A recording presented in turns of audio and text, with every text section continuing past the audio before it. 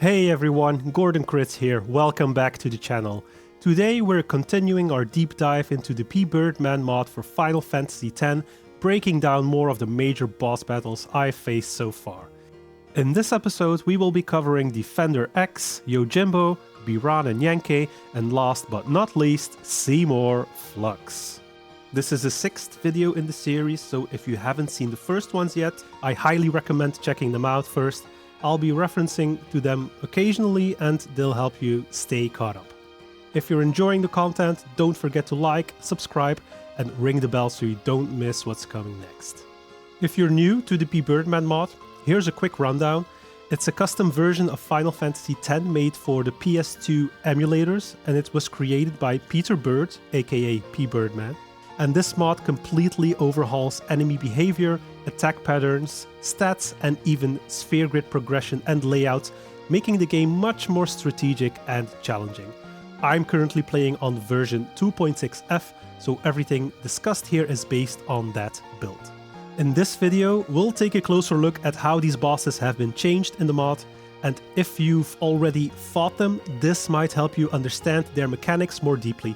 If you're stuck on a particular fight, hopefully this breakdown helps you get through it. As always, I'll be sharing my personal experience, how the battles have been reimagined, the strategies I used, and the standout challenges. I also go over each boss's stats and how they differ from the original game. And of course, spoilers ahead. Want to see the full fights? You can find the commentary playthrough playlist linked in the description, along with any other resources I mention. Finally, I'll be giving each boss a star rating from 1 to 5 based purely on difficulty. This isn't a critique on the mod itself, it's just my personal take on how tough each encounter felt. Honestly, Pbirdman has done an incredible job with this mod and he deserves full credit for this amazing work he's put into it. Now I'll give a quick rundown on the star rating. I'll give 1 star when the fight was relatively easy, almost the same as the original game. I'll give 2 stars when the fight was just a little bit harder but doable. 3 stars when the fight was noticeably harder and it was a seriously strategic fight. 4 stars when the fight was significantly harder and I would have had at least a couple of game overs. And finally, 5 stars is when the fight was an absolute nightmare. I wanted to quit gaming forever and I would have had multiple game overs. But enough talk for now, let's get started with the first boss fight of this episode.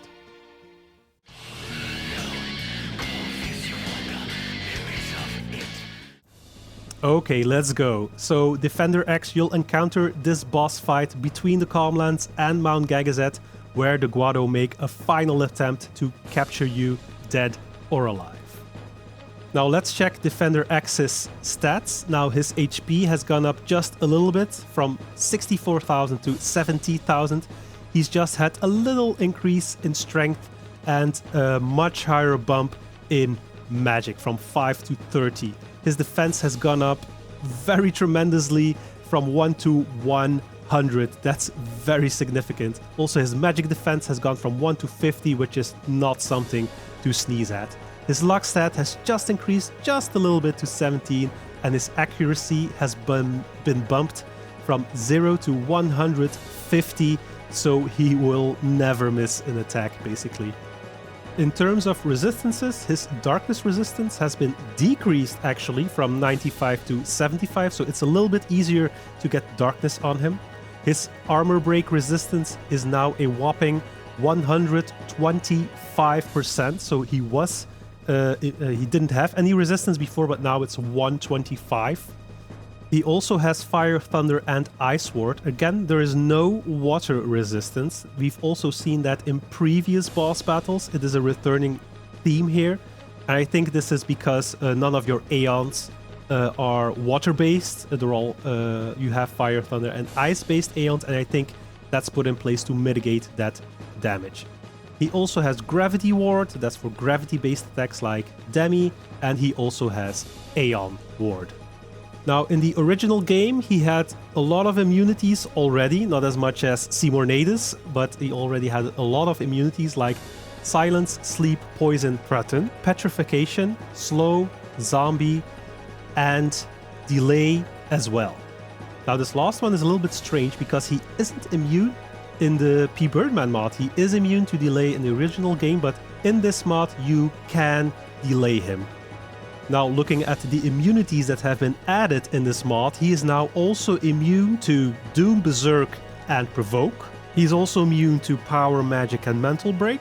And next to that he's also immune to Shell, Protect and all the null spells. I don't know if that's relevant somehow, but he is. Next to that he's also item proof, holy proof and immune to Censor, and Scan is also in there like usual. However, we have to note that it's not stated in the readme that he is not immune to delay anymore, but he most definitely is not immune to delay in this mod, contrary to the original game. Now, some special changes in this fight is that his armored status is now off, so you don't need any piercing weapons to hit him for a decent amount of damage in this mod. So that's something positive, that's a plus. Also, very important to know, he has first strike. So make sure you have a first strike as well, or he will have the first turn in this fight. Also, his Zanmato level has gone from 1 to 4. Now, it's technically not yet possible to have Zanmato or Yojimbo yet, so I'm not sure why that's in there. Now let's look at this moveset. He has a normal cycle of attacks where he will attack twice. So not in a row, but he will attack, and then his next turn he will attack again, and then the third turn he will take is always a Haymaker. Now it says that it will also shatter you with a 0% chance. I'm not sure why that is. I don't know if it used to be higher or something else, but if you know, just let me know. Also, this Haymaker attack has a much higher crit chance. Now, what makes this boss fight quite special is actually the counter mechanics, because Defender X has 4 types of counter mechanics. Now, the first counter is when 4 magic attacks have been done to Defender X, he will counter with guided missiles, kind of similar to what the airship does in the Every fight. The second is when he is hit by 6 physical attacks in total, he will do a Blitzball Rush, which is an AoE attack, actually kind of like the Obliterator does in Luca. Thirdly, if he's hit 3 times in a row, he will do a Body Splash, which is also a physical AoE attack on all your characters. And lastly, when you try armor breaking it, he will do a Blast Punch, but at a random character. Of course, like all bosses, Defender X has status drops. When he does a regular attack, your amount of turns you have Protect will be reduced by 2. And when he does a Haymaker, the amount of turns you have Protect will be reduced by 5. Also very important in this fight, when you have reduced Defender X's HP to only 1/3, he will do a not so mighty guard. This will generate auto protect on himself, which will wear off after a while. He will also have regen and haste for 2 turns, so these are dispellable, and he will also have aim and luck times 5. Okay, so this was the strategy that I used. We all know the first attempt in these kinds of boss battles is kind of a tryout. You try which stuff works and which stuff doesn't. And I guessed beforehand that physical damage was going to take center stage here. So I was both going to be dealing a lot of damage, and also I was going to be receiving a lot of damage. So I tried to give everyone either HP boosts or defense boosts armor-wise. Also gave them weapons that would increase their strength. That changes a bit after the not so mighty guard, but we'll get to that. I also quickly found out in this fight that everyone should have Protect at all times. You can use Yuna or Riku for that. Cheers would also be very important, but I only found out a little later. But hasting Kimari or Tidus will definitely help get enough cheers in. Now his attacks hit very, very hard. You should expect high damage in this fight. Characters can get one-shotted, so keep that Protect up. Slowly and steadily get those cheers in to up your own damage and get your own damage reduced. Especially those AoE counters like the Blitzball Rush and the Body Splash can deal a lot of damage. Combined with some KO'd characters and back-to-back turns, you will have a game over in no time. He has a lot of counters, and that makes him very unpredictable if you don't know what triggers it. Now, after a while, I quickly sensed that if I attacked too much or a lot, he countered more. So I tended to space out my attacks more, and that definitely helped to avoid the body splash. Eventually, I saw counters happen less, but still they are unavoidable. Now, Oran's Overdrive, the Banishing Blade, should give him full break. That helps as well, although I'm not sure if it always procced. Also, surprisingly, delay attack works despite him being immune to it in the original game. It does make this fight a little easier, so I would have left it out maybe and keep him immune. Watch out not to do too many attacks in a row to avoid those counters. Use those little extra turns you have to buff up or to heal. Now, when Defender X does the Not So Mighty Guard, he has regen and haste. You should dispel that with Yuna immediately, although it's only for 2 turns, but I didn't know that beforehand, but I dispelled it immediately when I saw that. He has Auto Protect, so it is not dispellable. Physical attacks will do a lot less damage now, so the fight will take a little bit longer. But at this time, I brought Lulu in and I started doing water spells to it, so it was more damaging, but you need to watch out for those guided missiles. I just took the damage each time with Lulu and just used the Phoenix Down to get her back up and just got on with it. You can even throw in a Mighty Guard yourself, it will help a lot, especially with the regen, and the amount of turns you will have Protect is very, very high here. Eventually, with this strategy, I was able to get him, so you would also be able to get him in the end. Now, for the challenges I faced, his high physical damage was not a surprise, but it was definitely challenging. Some characters did die mid-fight and lost all their buffs, also all their cheers, so I had to watch out and keep in mind not to let too many characters be KO'd. In the beginning of the fight, his counters were very unpredictable. It does have a lot of tricks up his sleeve, just as the little text says. They can come at the worst time, like right before his turn, so he gets back-to-back turns. Some of them are AoE attacks, which can cripple your entire party. You cannot do too many attacks in a row. You need to space them out, like I said before. Albat Potions and Mega Potions will definitely be helpful to keep your party healthy and get those delay attacks in, or haste to get enough turns in to heal. The status drops in this fight are very meaningful here. First, I thought the Haymaker just completely removed Protect, but that's not the case. It just was a huge status drop. Protect from Yuna or Riku only lasts 15 turns, and Protect can go away just like that before you even realize it. And that's what happened to Tidus in my fight where he got KO'd.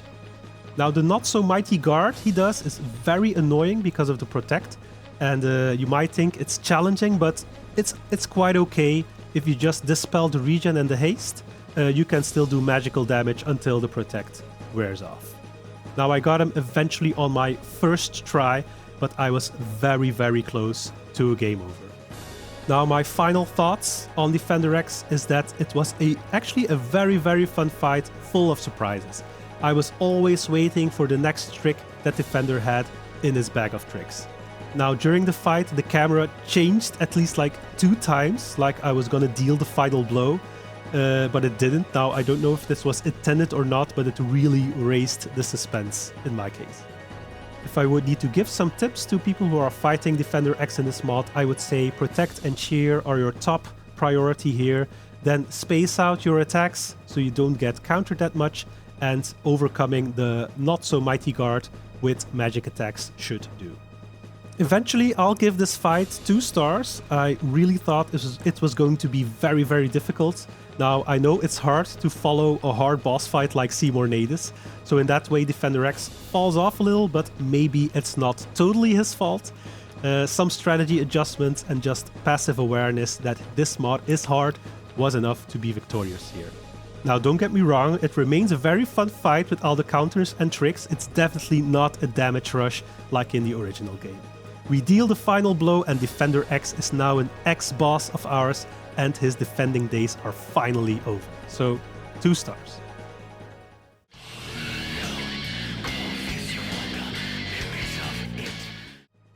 Okay, next up on our list is Yojimbo. You encounter this enemy in the Cavern of the Stolen Faith right at the end. You actually fight the spirit of Jinem, an unsent, which was the former summoner that Lulu guarded. It is Jinem that summons Yojimbo, the faith that was stolen. Looking at its stats, Yojimbo hasn't been altered that much. He still has a healthy 33,000 HP. He does have an increased magic stat from 35 to 45 and a significantly increased magic defense stat from 1 to 40. His evasion has also been increased a lot from 0 to 15, and that is a big difference. And also his luck stat has gone from 15 to 18. Looking at his resistances and immunities, an Aeon like Yojimbo already has a lot of immunities. And to top it off, he now has 50% resistance to Shell, and he also has Gravity Item and Aeon Ward, and he's immune to Doom and immune to Reflect. Now, I don't know why the Shell is in there, but it is. But to sum up, it's now technically immune to every negative status, except Sanmato, I guess. Now, some special changes to the fight. He now does a magic counter, a new attack called Marioki, and I'll explain later what it does. But he does a magic counter. Also, his overdrive increases by 5% every time he attacks and every time a player attacks. So I think the Zanmata will proc now much more frequent than in the original game. Now, let's not forget Yojimbo's little dog. This thing is now targetable. Yes, it has a reason, and I'll come back to that. But it is targetable, but however, it is invincible to all damage. It doesn't take damage from everything, and it is immune to all the negative statuses, and it is immune to Reflect. Now, other than being targetable now, it also counters everything. But the reason that it's targetable, and I did not know that, I did not figure it out, unfortunately, but the reason that the dog is targetable is that you can steal stuff from it, and it's nothing to sneeze at, actually. A common steal is 10 high potions, a rare steal is 10 X potions, and you can also pilfer gil from it for 5,000 gil. Now, last but not least, there's a third person in this fight, and that is Lady Jinem herself. Now, she is not targetable, however, she does play a role in this fight. She has a magic stat of 100, a magic defense of 255, 5 agility and 17 luck, which is, yeah, okay-ish. She also has Holy Proof in terms of immunities, but she's, like I said, not targetable, but she has Auto Berserk. She has Auto Slow to make her turn come slower in battle, I would guess. But most importantly, her CTB icon is hidden. So she has a turn in combat and she does attack, however, you have no idea of knowing when it would happen, unless you are some kind of CTB expert. Okay, let's look at the moveset changes. Now we'll start with Lady Jinem herself. She will do Holy every time on her turn for 9,999 damage. Maybe it can be reduced by Shell or Focus, but I did not try, but it might. Looking at Yojimbo, his move is actually based on how full his overdrive gauge is, and I find that very interesting. I find that a very fun mechanic. So let's look at it together. So if his gauge is filled from 0 to 29, there's a 50% chance that he will do a cure on everyone, followed by a Daigoro from the dog, or that he will do Kozuka. Between 30 and 69%, there's a 33% chance he will do a Cura followed by a Daigoro, or a Kozuka, or a Wakizashi. When it's between 70 and 99%, there's a 33% chance he will do Kozuka, or a Wakizashi, or, which is a new move, the Yoarashi, and I'll explain in a minute what that exactly does. So each specific attack that Yojimbo does, or the dog does, has been altered somewhat. Like if the dog does the Daigoro attack, it will do a Dispel on your character, and it would also do a status drop. Reflect will be reduced by 15 turns, Protect by 2 turns, and Regen and Haste will be reduced by 1 turn. Kozuka will now have a 20% chance of Shatter and a 60% chance of Slow for 3 turns. The Wakizashi is now on a single character, not on all characters. It has a 33% chance of your character shattering, and it also has a higher chance to crit you. Then one of the new moves, Yoarashi, is a powerful magical based attack, and it has a 66% chance of shattering your character, and it will also curse your character. And then the second new attack is the magical counter, the Marioki, which will do MP damage, and it will also have a 20% chance of magic breaking that character. And of course, when its overdrive gauge is 100%, he will do a Zanmato. It will do 100% MP damage, it will 100% shatter your character, and it will always proc death. Technically, this is actually a game over. Okay, now what did I do to overcome Yojimbo? Like many other boss fights, I went in not knowing what to expect. I thought I was going to be face to face with something unbeatable, like many things in this mod. In the original game, you could use Doom and wait 5 turns, but that doesn't work here, of course. So I started out carefully, just casting Hastiga and probably also knowing that they were all immune to slow, which was a correct guess, by the way. And then I started protecting myself from physical attacks. I used Protect from Yuna, or I did some cheers. I was guessing that the damage would be more physical than magical, which was also correct actually. After that I experimented with statuses and damage types. I did breaks with Auron, tried delay, tried demi, or other magical attacks, and it was then that I discovered the Marioki, and I never did magic again, by the way. I also tried targeting the dog. I tried a lot of stuff, but I realized that the dog was pretty much untouchable, but I never tried to steal from it. I never realized that he was there just to get some steals. Now Jinam does Holy out of nowhere, and it really throws you off. But if you have enough Phoenix Downs, I would just ignore the Holy that Jinam does. Don't try Shell or Reflect, because yeah, I didn't think it was worth it. And Riku's Alchemy brings him back to full HP anyway, so I kind of ignored the Holy and just took it. Now, of course, like in the original game, you need to summon an Aeon when his overdrive gauge is full. You can still do one attack and then just take the Zanmato. It should be doable with 5 Aeons, with the 5 Aeons that you have. I spent them all though, so be careful because you can just barely make it. I also found myself recasting Haste very frequently because that's a standard tactic I'm trying to do a lot. Getting Kimari on Tidus's grid is actually very good in this case. He has a lot of MP, so he can cast many haste spells. And then I hasted Tidus and Waka, so they could do enough damage. Use your overdrives when you can standardly, it's definitely worth it. One that specifically targets Yojimbo alone is the most helpful because the dog is immune. So don't do stuff like attack reels, Fury or Slice and Dice. Now, when you look at Yojimbo's attacks, the Daigoro and the Kozuka are very manageable damage-wise. It's only like 1000 damage, but the Wakizashi and the Yoarashi are very dangerous. They do 1500, even sometimes 2500 damage. So the Protect and the Cheers really help. Auron can also guard and take the damage with Protect because of his high HP, of course. The Curse can be quite annoying if it's on the wrong character at the wrong time, but a Holy Water fixes that right up.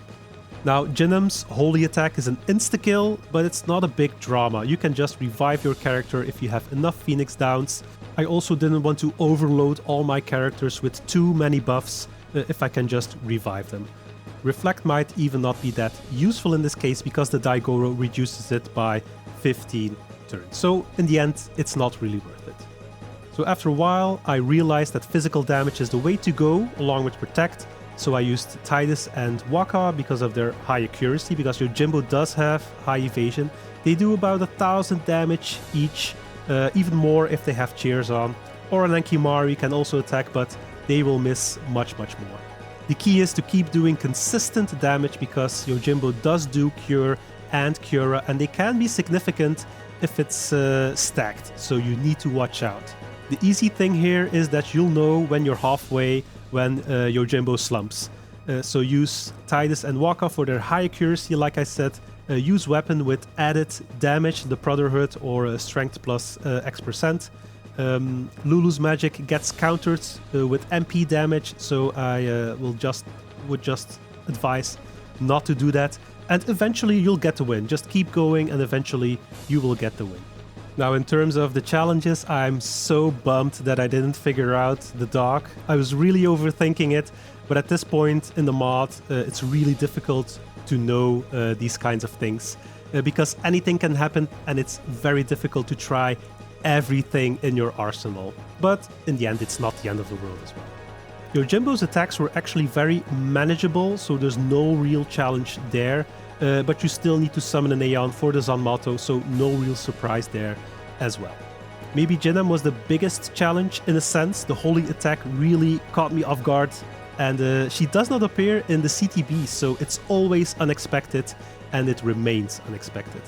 What I did like were Yojimbo's 2 new attacks. They were very refreshing. The Yoarashi hits hard and the curse is very annoying. And yeah, the Marioki MP damage, it is avoidable if you just don't use magic. In the end, just like Defender X, I defeated him in the very first attempt, so in the end there wasn't a significant challenge. Okay, so my final thoughts. Overall, the fight was good, it was fun, it had some nice surprises with Jinam's Holy, also the new attacks, it was very refreshing, but it was nothing too serious, but there were certainly several challenges to overcome. Just to give some tips, protect and cheer to mitigate the physical damage, avoid magic to avoid that counter, don't bother with Jinam's attacks, just take it and revive, and don't forget to steal from the dog. In the end, I'll give this fight 2 stars. The Holy attack and Yojimbo's new and altered attacks were a hurdle to overcome, but it was nothing too serious or to write home about. I found that just persevering with damage and protecting from physical attacks were the way to go. Even though the dog could keep his goodies, I took home the victory and put Jinam's spirit finally to rest. So 2 stars.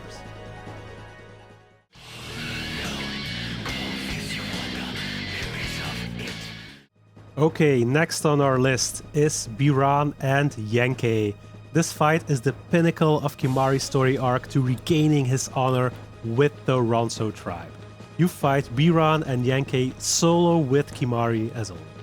Now you might or might not know that Biran and Yenke's stats are actually dependent on Kimahri's current stats.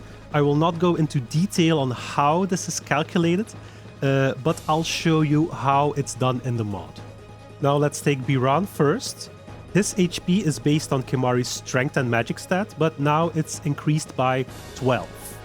I think it's less in the original game, but the times 12 is how Biran's HP is calculated. His strength is based on Kimahri's HP, but now in the mod it has an increased modifier. Biran's magic stat is half of Yenke's magic stat. His defense is now double. His defense has gone from 30 to 60. Biran's agility is normally Kimahri's agility -4, but in this mod it is now 70 on his first turn and then Kimahri's agility +5 from the second turn onwards. He has a higher luck stat to get more crits in, and also he is a little bit more evasive from 0 to 7, but that's actually very significant and annoying, as you might find out. Looking at his resistances and immunities, he has now a 30% resistance to Berserk, he is now 50% resistant to all the breaks, he has Fire, Ice, Water and Thunder Ward, he is immune to Doom, he has item proof, and again he is immune to Sensor and Scan. Now some of these might matter, some not, because you only fight with Kimahri, so many things depend on which sphere grid you took Kimahri on. I took him on Tidus' sphere grid. Now in the original game he was already immune to many things: Silent Sleep, Darkness, Poison, Delay, Petrification, Slow, Zombie, Threaten, Death, Reflect and Provoke, so a lot. Now Biran's moves have changed a little bit. He will now always counterattack, and that is very, very annoying when you have just one character in your party fighting him. Also, he will cycle through a specific move set. He will first cast Tandara, then he will Smackdown, which will have Smackdown has a higher crit chance, but also causes delay, which is extra annoying. Then he will cast a Blizzara, and lastly he will do another Smackdown. Now additionally, when his HP goes below 50% and Yenke is still present, he will do a Ronso Pride. He will do some kind of Mighty Guard, he will have Shell Protect and Reflect for 10 turns, he will have Regen for 5 turns, and he will have Null All. Now in my case, I did not see this Ronso Pride proccing because I killed Yenke first. Finally, Biran has status drops. When he does either his Bulldoze or his Smackdown, your Protect will be reduced by 2 turns. Looking at Yenke's stats, his HP is based also on Kimahri's Strength and Magic stat, and it's multiplied by 8. Yenke's Strength is half of Biran's Strength. His Magic stat, which is his Prime stat, is based on Kimahri's HP, but now also like with Biran, the modifier for this is increased. His defense has been bumped from 30 to 40, which is okay. His magic defense has dropped. I find that surprising, from 50 to 20, so I'm not sure why that is. His agility has remained the same for the first turn, but it will coincide with Kimahri's agility from the second turn onward. He just has a little bit more luck and is also a little bit harder to hit, because his evasion has increased from 0 to 5. For resistances and immunities, Yenke is now 25% resistant to all the breaks. He has Fire, Ice, Water and Thunder Ward, probably to protect from the Ronso overdrives that Kimahri has. He has Item Proof and is also immune to Sensor and Scan. Now in the original game, he is also resistant and immune to lots of other things, but just like Biran, but the only thing that he is not immune to is Doom. Yenke's moves have also changed a little bit. He also counterattacks with a Bulldoze, and when his HP is lower than 50% and Biran is present, he will do a Kuraga on everybody, and this bypasses Reflect.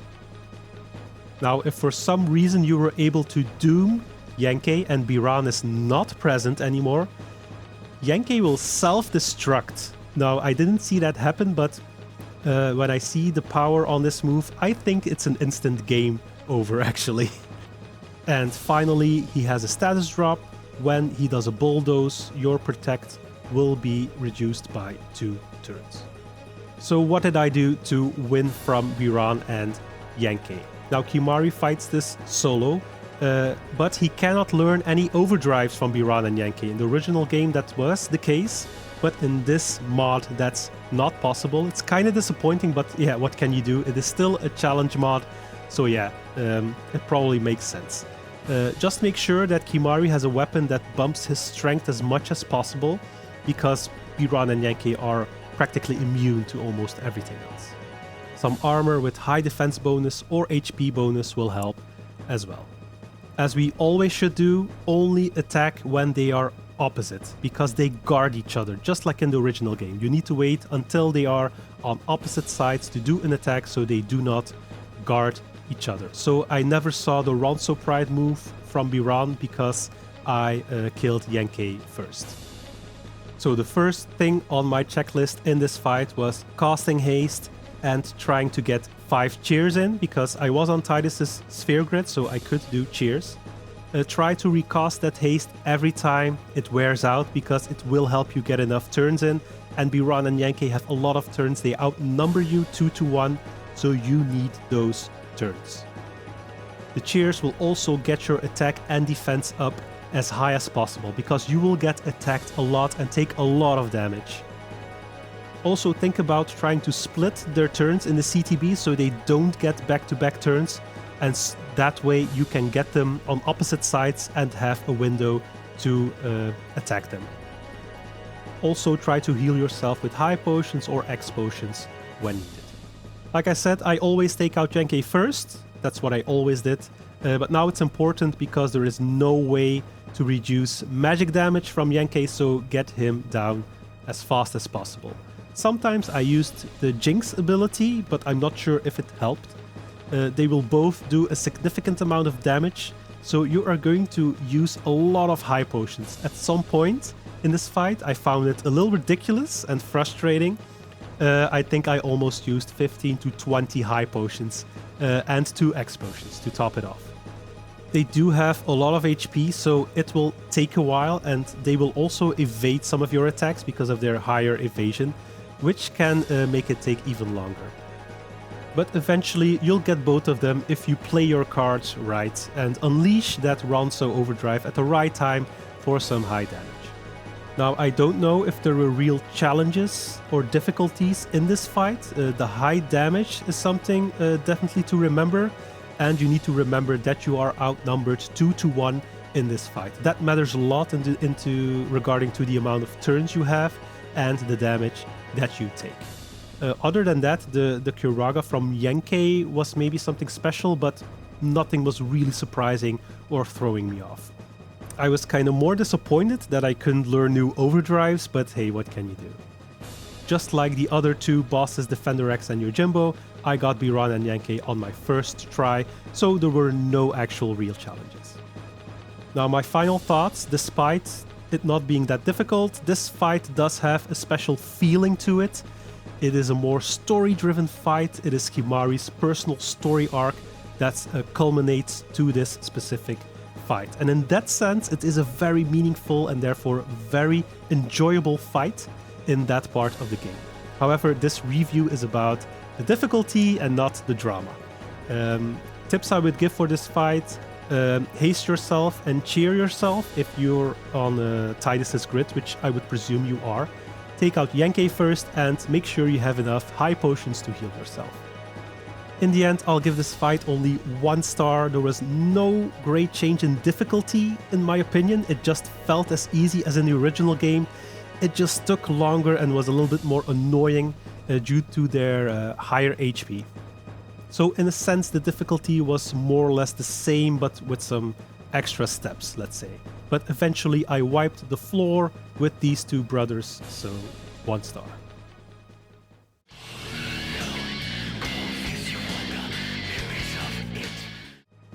Okay, last but definitely not least in this list is the big boy, Seymour Flux. Now, I was doubting to put Seymour in a special episode, just like I did with the first Seymour fight and with Seymour Natus, but I thought that this review would be a little bit shorter and maybe too short to put in a separate episode, so I'll just add him to this list. Now, you encounter Seymour Flux and his new robot friend halfway up Mount Gagazet. He killed all the Ronsos, so we need to take revenge for our fallen friends. Looking at Seymour Flux's stats, there haven't been that many changes. His HP is still a healthy 70,000, although his magic stat has increased from 15 to 25. He has a higher magic defense, now 48, and also his luck has doubled from 15 to 30. Looking at his resistances, he now has technically complete immunity to silence. He was silenceable in the original game, although 50% resistant, but now you can throw that strategy in the garbage bin.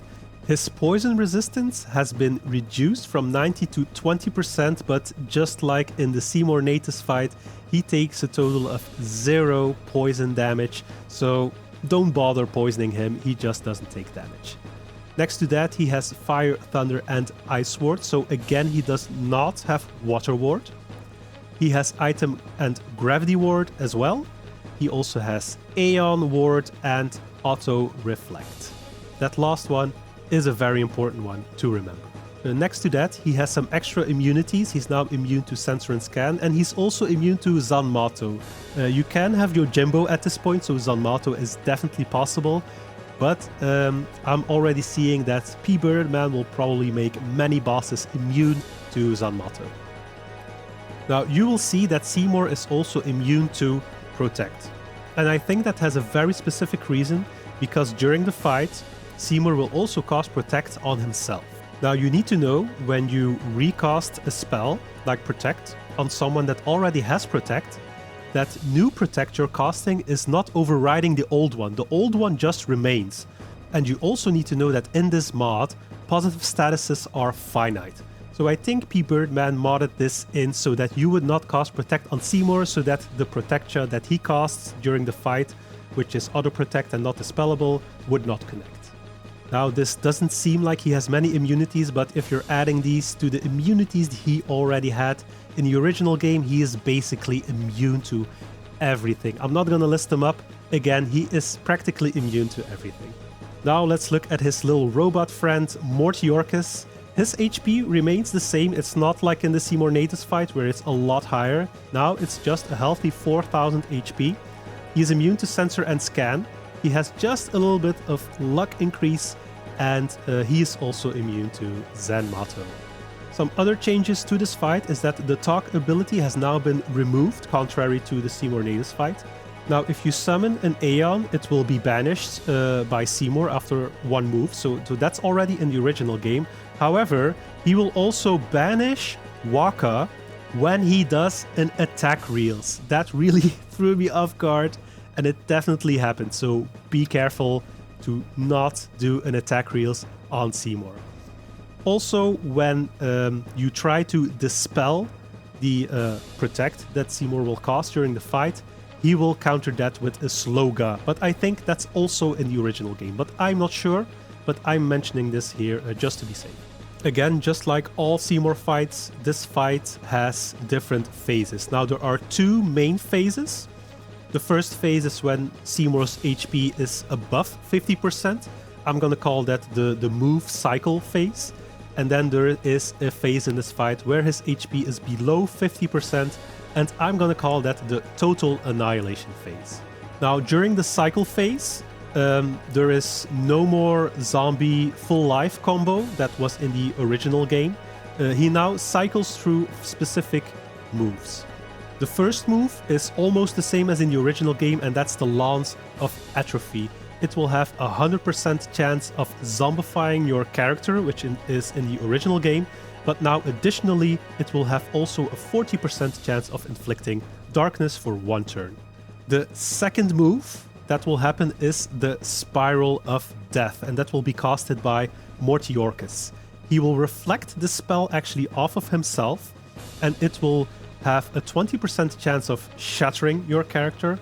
It will also have a 30% chance of inflicting death, but if none of those two things proc, then it will have a 100% chance of inflicting doom on your character that will die in 5 turns.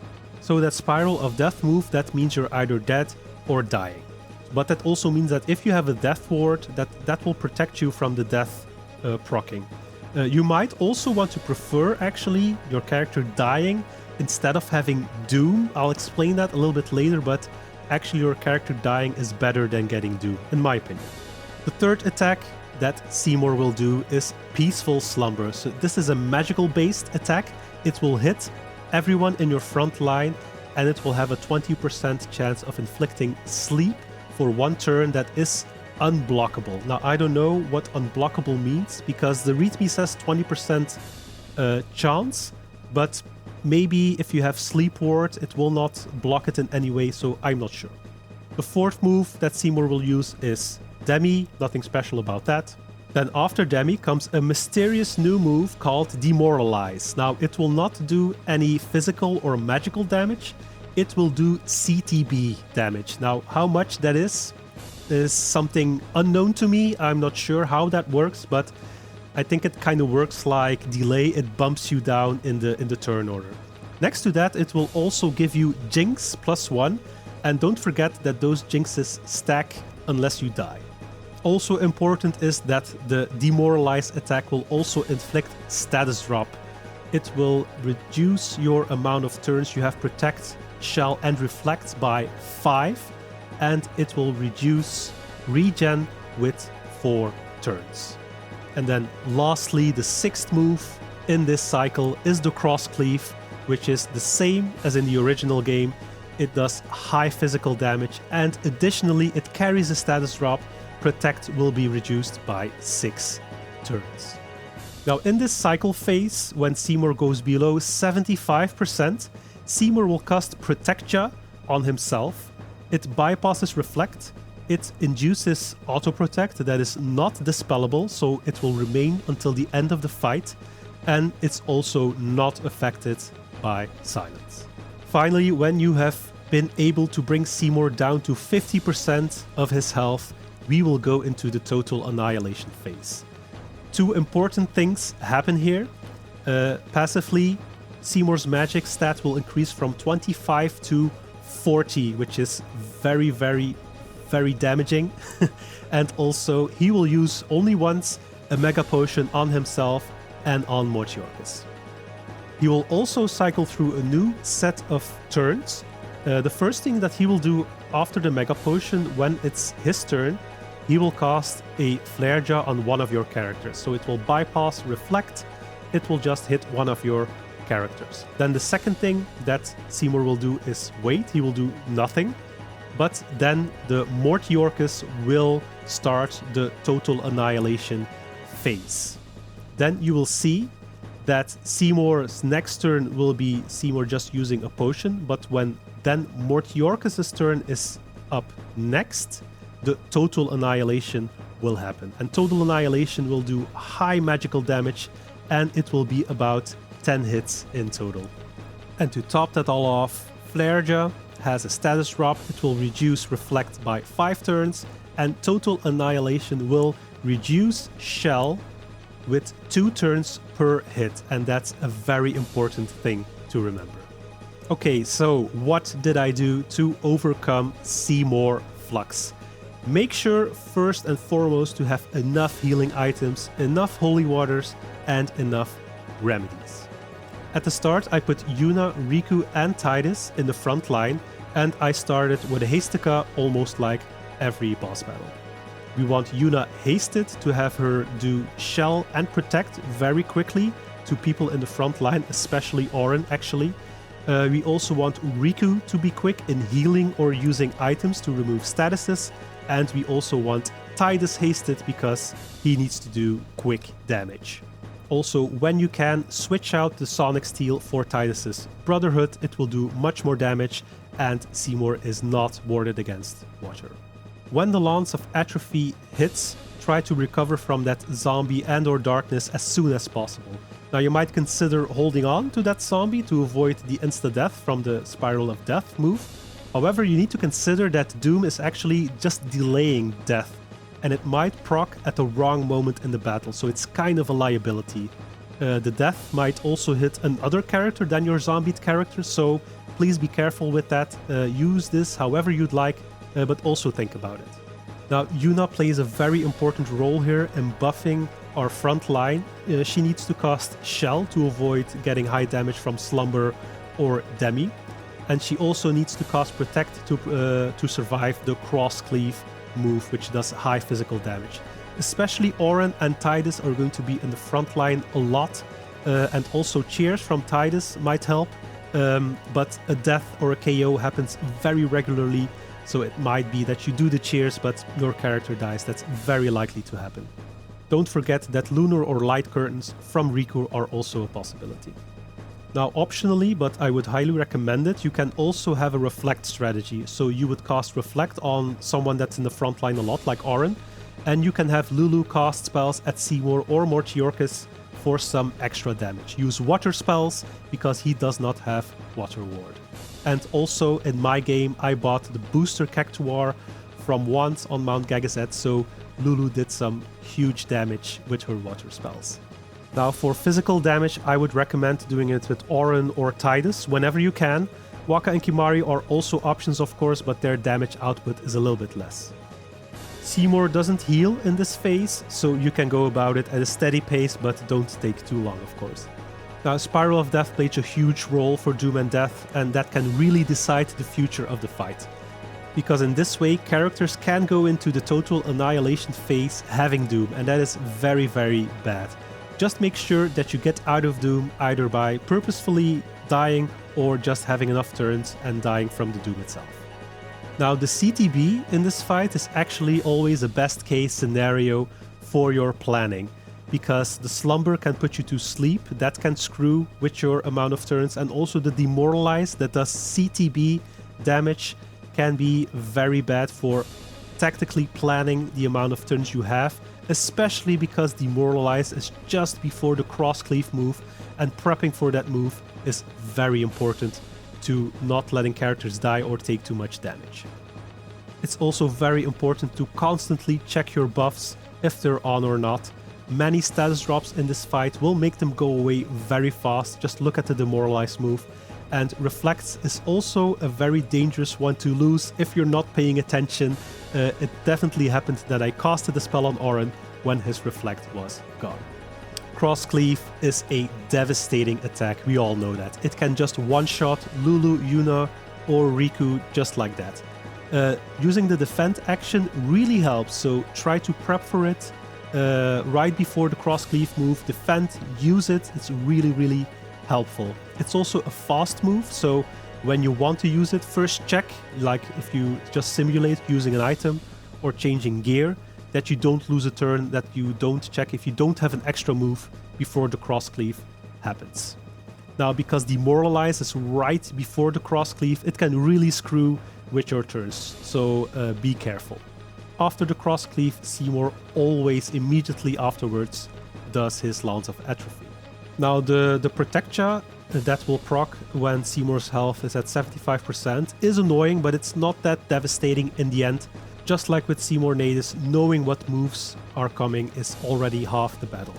Now, think about each turn that's coming and get the right people in who have the proper protections, like actively or passively, like when the Slumber is coming, bring Lulu in, she has high magic defense. When the cross cleave is coming, get Orin in, because he can tank that damage, etc, etc. Wait to heal people also right after the Demi. Don't try to heal people before Demi, because half of your healing will be in vain, because Demi takes 1/4 of your HP. Also, what I eventually did, when someone has Doom, let them die at the right time. I always try to let people die as soon as possible during maybe the cross cleave attack, so that they would die as soon as possible, because you do not want that Doom in the Total Annihilation phase. Also, keep your overdrives for that Total Annihilation phase, because you need to do high damage and there's not a lot of time to do it. Now, you'll know you reach phase 2 when he does a Mega Potion. Now, Seymour's next move after the Mega Potion is the Flareja, so prepare for it. After that, it's very important that you focus on Mortiorcus' turn in the CTB. Now, the first time it's Mortiorcus' turn, after the Flareja, he will do the prompt ready to annihilate. Now, after that has gone, take note that Mortiorcus' turn after that will have been delayed by quite some turns, and at that point, Total Annihilation will happen on that turn. Now, at that time, you will need any kind of magic defense that you have. Try to bump up that magic defense as much as possible before that Total Annihilation happens. In the front line, I had Orin, Lulu, and Riku. I casted Shell on everyone. I tried to do 5 times focus. I tried to give everyone magic defense plus X% gear as much as I could. But what I also used, and what eventually got me the win, was the Rune Veil. A Rune Veil armor gives you 40% magic defense, and it works wonders here. And this is the only reason why I got the win. Now, you might also want to add maybe a Hastega to that, just to get enough turns in to prepare for that phase. But what definitely does help is a Mighty G by Riku. When you're doing a Mighty G from Riku, from her overdrive, just make sure that the frontline you have does not have Shell already, because the one from Riku will not replace that one. The Shell from Riku's overdrive will last 40 turns, while a regular Shell will only last 15 turns. So keep that in mind. Also, the regen from the Mighty G is very helpful at this stage, because you're gonna need to recover from that Total Annihilation. Something to think about before the Total Annihilation happens, look at when Seymour has his turn after Mortiorcus, because Seymour will do a Flareja right after the Total Annihilation. And if you do not get a turn in between that, that means that one of your characters might die and lose all their buffs. Also, don't forget that this Total Annihilation has a status drop that reduces Shell by 2 turns for each hit. So constantly check your shell status at this point of the fight. Now, like I said, if you survived this total annihilation, a Flareja is coming on Seymour's turn. Now, shell should be enough to survive, but you're low on HP on that point. So either you need to heal everyone with a Mega Potion or an Albet Potion to get their HP high enough, or you need to switch out those buffed characters and replace them with other people from your backline. They can take the Flareja hit, but at least you will have your buffs on for the next total annihilation. Try not to die at this stage with the people that have those buffs on, because if you lose them, it's very difficult to recover from that.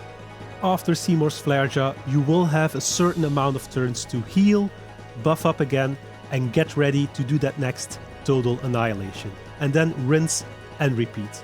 You can meanwhile do your overdrives to do damage, or you might need to reapply Shell or a Mighty Guard if you have the time. I think you can survive about 3 total annihilations with a Mighty G. But remember that you still need to do 35,000 damage in this phase of the fight, so you're not there yet. If you haven't trust with Kimahri, that might also be a good moment to just sacrifice this overdrive to someone else who can do high damage. But it's very important to keep that damage going, because the shell you casted from the Mighty G won't last forever, and it might drop mid-total annihilation, and you do not want that. And eventually, if you played your cards right, you will survive total annihilation enough times to finally beat his ass off that cliff. Finally! Now, the challenges that I faced in this fight were many. Now, the first phase is not too hard, but it does take a while, so you need to remain focused. In this point of the game, you cannot be too stingy with your resources, and you need to plan your moves very, very well, and who is in the front line and what move is coming. Zombie is easy to get around. Shell and Protect are very necessary and get you through the rest of the phase. During the fight, dealing with the unknown Demoralize was very scary. I had no idea what that did. I only read it after I beat Seymour. So it's very tricky during the fight, not knowing what a move does. Cross Cleave is very devastating, and it's always followed by a Lance of Atrophy, so you need to be careful at all times. You need to constantly check your buffs. Check them all the time. I forgot it once at the wrong time, and it was an immediate game over. Like in the Seymour Nadis fight, it's very challenging to plan for the next phase, because you need to make sure no one has Doom. You need to make sure that your front line during the total annihilation does not have Shell already. You need enough turns to set that all up, and you need to very carefully plan those turns in order to survive the total annihilation. Phase 2 is really just buffing and hoping for the best. Total annihilation does so much damage. If you have no buffs, you're as good as dead. It's also a little bit challenging just to make sure that Seymour does not do his Flareja immediately after. I've had occasions where I had a game over because Oren was the only one who survived the total annihilation, but because he's a very slow character, Seymour got his turn immediately after, and Oren was just killed by the flare. But it's also a psychological game. You really need to believe that you can make it, because it's a very tough fight. And like I already showed you in the episode, there is no shame in making a save state at phase 2 just to experiment, so you can get to that phase and experiment how you can progress, how you can survive that total annihilation phase. Don't sweat, there's no shame in that. It is a very hard fight. Now, officially, it only took me 8 tries before I eventually got him, but I might have missed some deaths maybe, and also counting the tries to get him in one go, it's going more towards 10 or 12-ish. Now, what caught me off guard? The Demoralize. I didn't know what it did, and so it was a very scary move to handle, actually. So I didn't know what was going on the entire battle. Also, Waka being banished for attack reels was very surprising. It's very brutal indeed to see that happen. Now, my final thoughts on this fight is that it was just as much fun as Seymour Nadis, to be honest. It's always a much anticipated fight in this game, the Seymour fights, because yeah, Seymour is just an iconic boss battle. Maybe this boss fight was a little bit less faceted than the natives fight, if you know what I mean, but it's still a lot of fun. I love finding out what works best and finding out the right combination in order to win. So it's very enjoyable, this fight. I didn't mind doing it over and over again, if you know what I mean. So if I would need to give any tips for this fight, keep your overdrives until the total annihilation phase. You don't need them in phase 1, so keep them. Always check your buffs, always check them. And during the total annihilation phase, just get that magic defense up as high as possible. In the end, I will give this fight 5 stars. It's a very difficult fight to overcome. Managing the transition to phase 2 and surviving the total annihilation phase is a real challenge. I even needed some outsider hints to be able to overcome this fight, because I was actually stuck at the total annihilation phase. This fight had many hurdles to overcome, and I died at least 10 times, and I even think that at this point I would still have difficulties defeating him again, even though I was able to do it. But in the end, I was the one who totally annihilated Seymour Flux and his oversized Robopet, so 5 stars, definitely. And that concludes this list of boss fights for this episode. Just 4 boss fights this time, but definitely not the least in my opinion. Although I did not experience too many difficulties with the first 3 bosses because I managed to win all of them in one go, these boss fights do have some extra depth to them. Defender X was just fun with his quirky abilities, Yojimbo is just awesome and he has flashy new Japanese moves, who doesn't like that, right? And the fight against Biran and Yenke has more dramatic effect rather than being a challenging fight to begin with. And to top it all off, the legendary fight with Seymour Flux was just epic, and I did learn some new things along the way.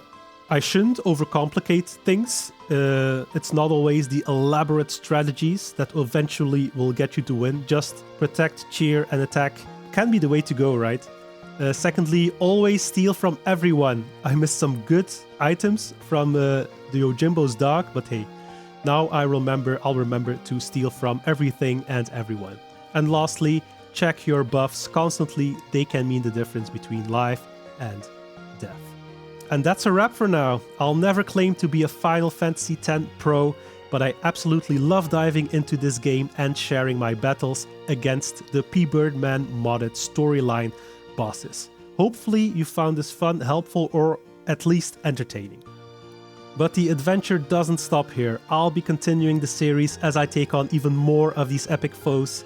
If you enjoyed the video, don't forget to hit the like, subscribe, and drop a comment. Let me know if I missed something or share your own take. I'd love to hear it. If you want to watch these fights unfold in real time, you should check out the commentary playthrough playlist in the description. I've included direct links to each winning attempt so you can jump right in. Now, according to the mod's readme, things are about to get way tougher with the Sanctuary Keeper, the Spectral Keeper, and last but definitely not least, the one, the only, Lady Yunalesca. The latter fight promises to be one of the most difficult fights I will have encountered so far, but I'm sure that we can take them all down together, so strap yourselves in. Thanks for hanging out, enjoy the rest of your day, and I'll see you in the next one. Cheers!